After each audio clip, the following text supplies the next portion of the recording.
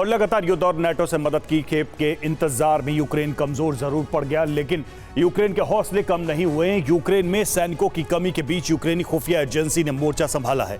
रूस में मौजूद जासूसों के नेटवर्क को एक्टिव कर दिया गया है और दबे पांव रूसी ठिकानों पर हमले किए जा रहे हैं। 3 दिनों में ही रूस को जबरदस्त नुकसान हुआ है। हवा में उड़ने वाले फाइटर जेट, समंदर में चलने वाले रूसी टैंकर और पटरी पर दौड़ने वाली रेलगाड़ियों पर रहस्यमय तरीके से हमले हुए हैं। हर हमले का वीडियो यूक्रेनी खुफिया एजेंसी और सेना की तरफ से जारी किया गया है। इसलिए दुनिया आसानी से समझ चुकी है कि रूस में गुरिल्ला प्रहार कौन कर रहा है। एक ही दिन बीता है जब खार्किव में रूसी S-400 से निकली ऐसी ही एक मिसाइल ने यूक्रेनी सुखोई 25 के टुकड़े कर दिए।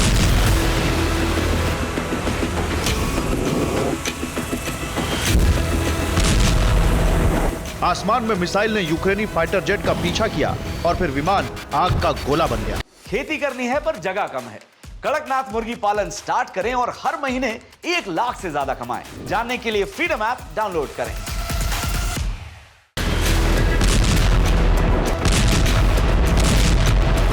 यूक्रेन के पास S-400 जैसा ताकतवर एयर डिफेंस तो नहीं, लेकिन यूक्रेन ने गुरिल्ला प्रहार से इसका बदला ले लिया है। यूक्रेन के पास रूस की तरह मिसाइलों का भंडार नहीं है और न ही रूस की तरह एक ही दिन में 100 से अधिक ड्रोन हमले की ताकत। लेकिन यूक्रेन ने रूसी सेना को दहशत से भर दिया। यूक्रेन की सबसे बड़ी ताकत है यूक्रेन की खुफिया एजेंसी। रूस में फैला जासूसों का जाल, छिपकर हमला करने का तरीका।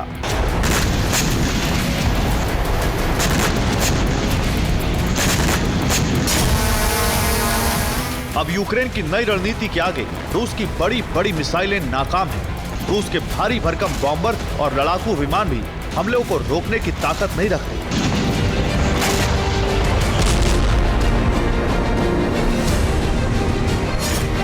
क्योंकि अब हर हमला दबे पांव किया जा रहा है। रूस की जमीन पर हमले हो रहे हैं। छोटे छोटे हथियारों का इस्तेमाल हो रहा है।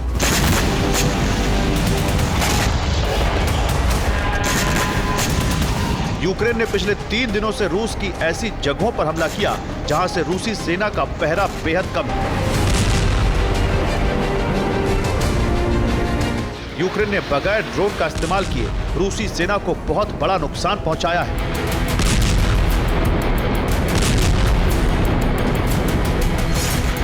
बगैर मिसाइल के यूक्रेन ने रूस के फाइटर जेट को भस्म कर दिया। एक ही दिन में 3 रेल इंजन को आग लगाकर नष्ट कर दिया। सेना के तेल सप्लाई रूट को धमाके से उड़ा दिया और एक रेल ब्रिज को नष्ट कर दिया।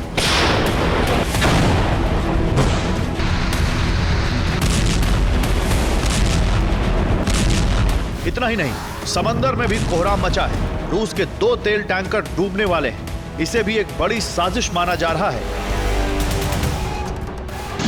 रूस को मिल रहे लगातार शॉक की डिटेल भी बताएंगे, लेकिन पहले ये बता देते हैं कि अगर वाकई ये गुरिल्ला हमले हैं और रूस इन हमलों के रहस्य को सुलझा लेता है तो दुनिया को कितनी बड़ी जंग का सामना करना पड़ेगा।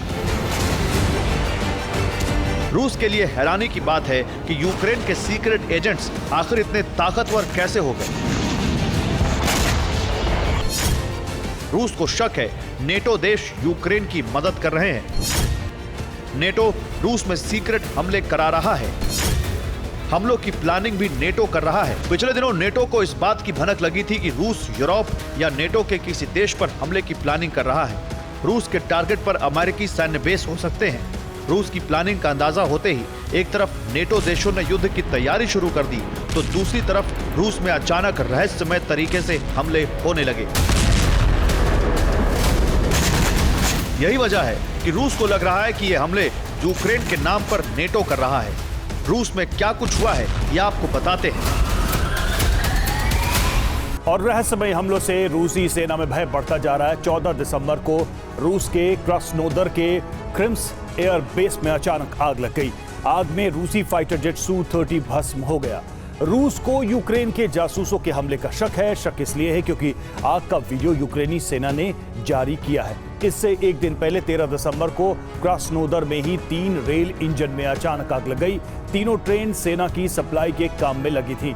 यह हमला क्रीमिया बॉर्डर के पास किया गया। हमलों का रहस्य नहीं रूसी एजेंसियां अब तक सुलझा सकी हैं और ज़ैपोरिज़िया में क्रीमिया से तेल लाने वाली रूसी ट्रेन पर भी हमला हुआ है। पहले धमाके से रेलवे ट्रैक को उड़ा दिया गया, फिर रूसी ट्रेन पर हाइमार्स से हमला किया गया। इस हमले में इंजन और 40 तेल टैंकर भस्म हो गए। हमले के बाद क्रीमिया से रूसी सैनिकों को तेल सप्लाई बंद हो गई है।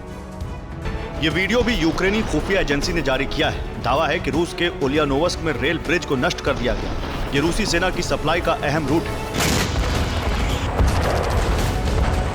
कार में अचानक धमाका हुआ और कार सवार के चीथड़े उड़ गए। ये कोई मामूली आदमी नहीं बल्कि रूस की एक जेल के पूर्व जेलर थे। यूक्रेन ने कोई दावा नहीं किया है, लेकिन हमला यूक्रेन का ही था क्योंकि ये अफसर जेल में यूक्रेनी कैदियों को टॉर्चर करने के लिए कुख्यात था। इसने यूक्रेनी कैदियों को कई तरह की यातनाएं दी थी, इसलिए इसमें कोई शक नहीं कि यह यूक्रेनी जासूसों का हमला था और रूसी जनरल से बदला लिया गया।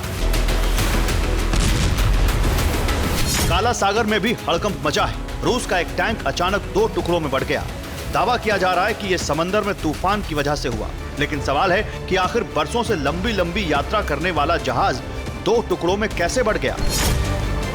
रूस का एक और तेल टैंक भी इसी इलाके में डूब रहा है। कुछ रिपोर्ट्स में दावा है कि दोनों तेल टैंकर में टक्कर हो गई थी। ये सब खराब मौसम की वजह से हुआ, लेकिन विशेषज्ञ इसे बड़ी साजिश करार दे रहे हैं। कर्च स्ट्रेट में तेल फैलने लगा है। माना जा रहा है कि यह यूक्रेन का हमला हो सकता है, जिसकी वजह से दोनों रूसी टैंकर क्षतिग्रस्त हो गए। एक रिपोर्ट में दावा है कि नेटो देश रूस के खिलाफ कई प्लान तैयार कर चुके हैं। दावा किया जा रहा है कि बाइडेन की यह कोशिश है कि कार्यकाल खत्म होने से पहले रूस नेटो के बीच तनाव चरम पर पहुंच जाए, ताकि ट्रंप युद्ध खत्म करने की जगह यूक्रेन की मदद के लिए मजबूर हो। Bureau report, TV9 Bharatvarsh.